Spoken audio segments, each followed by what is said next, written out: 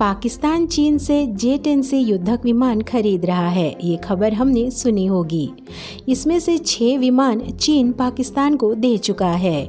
भारत द्वारा खरीदे गए रफाल के बदले में उठाया गया कदम था ये।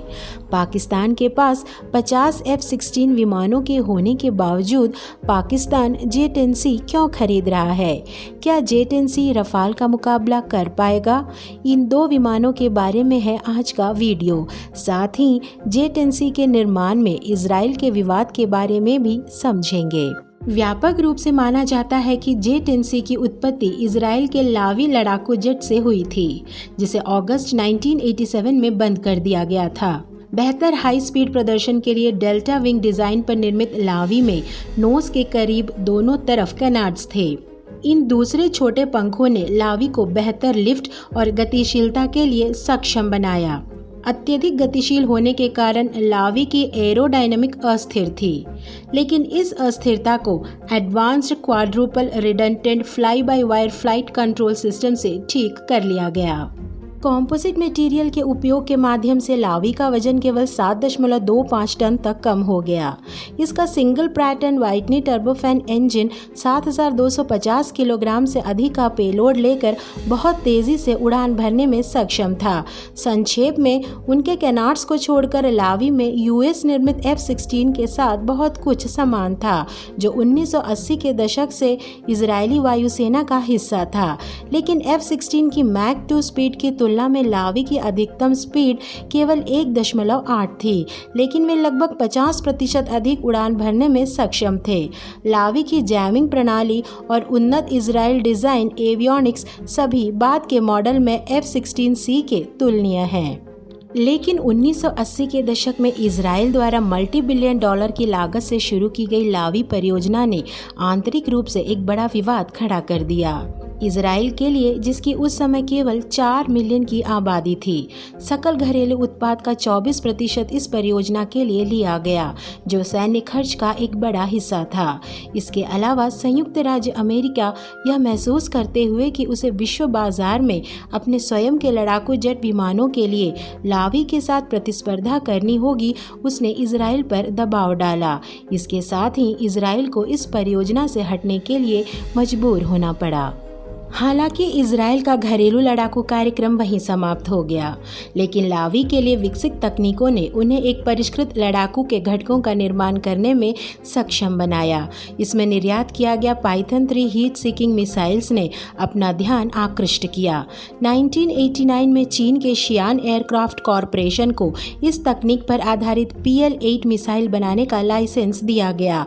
वे आज भी सेवा में बने हुए हैं। इसके अलावा डॉपलर रडार और तमाम इनर्शियल नेविगेशन सिस्टम चीन को दी गई तकनीकों में शामिल है। उस समय संयुक्त राज्य अमेरिका और अन्य पश्चिमी देश सोवियत संघ के खिलाफ चीन को हथियारों और प्रौद्योगिकी का निर्यात कर रहे थे। यह रक्षा सहयोग तियानमेन चौक नरसंहार के बाद ही समाप्त हुआ। तब तक चेंगदू एयरक्राफ्ट कॉरपोरेशन ने 1988 में इंजीनियर सोंग वेकोंग के तहत J-10 पर काम शुरू कर दिया। बाद में 1990 के दशक के मध्य में अमेरिकी समाचार पत्रों ने रिपोर्ट करना शुरू किया कि इजराइल चीन को टेक्नोलॉजी ट्रांसफ़र कर रहा है। इनमें आरोप शामिल है कि इजराइल ने चौथी पीढ़ी के जेट लड़ाकू विमान को विकसित करने की चीन की योजना में लावी तकनीक को स्थानांतरित कर दिया। बाद के क्लिंटन प्रशासन ने इजराइल को falcon airborne early warning aircraft सहित कई हथियारों को चीन को निर्यात करने से रोक दिया। इसके साथ ही J-10 परियोजना, जो आधे रास्ते में थी, को चीन ने 2008 में रूसी इंजीनियरों की मदद से पूरा किया। लेकिन J-10 परियोजना, जो एक इंटरसेप्टर के रूप में शुरू हुई थी, कई बदलावों के साथ एक मल्टी रोल फाइटर के रूप में विकसित हुई, जबकि प्रैट एंड व्हिटनी इंजन उपलब्ध नहीं था।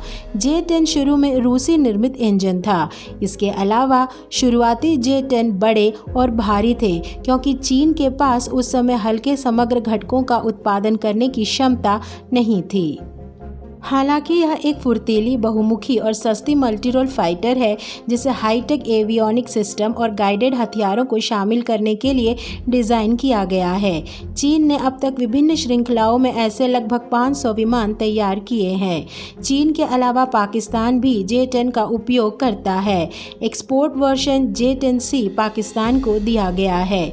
भविष्य में चीन के ग्राहक श्रीलंका और बांग्लादेश इस विमान को खरीदने की संभावना है। पाकिस्तान का इरादा J-10 विमानों को भारत के समक्ष खड़ा करने का है। भारतीय वायुसेना जो दिन ब दिन मजबूत होती जा रही है के खिलाफ स्पेयर पार्ट्स की कमी का सामना कर रही F-16 को खड़ा करना असंभव है, यह पाकिस्तान जानता है। और पाकिस्तान वायुसेना को चीन पाक संयुक्त उद्यम JF-17 पर कोई विश्वास नहीं है। इसके अलावा वे जानते हैं कि मौजूदा स्थिति में संयुक्त राज्य अमेरिका से हथियार मिलने की कोई उम्मीद नहीं है। इन तमाम वजहों से पाकिस्तान ने खुद चीन का रुख किया है। भारत के खिलाफ होने की वजह से चीन और अधिक नंबर देने को तैयार हो सकता है। हालांकि रक्षा विशेषज्ञों की राय है कि रफाल की तुलना J-10C से करना उचित नहीं है।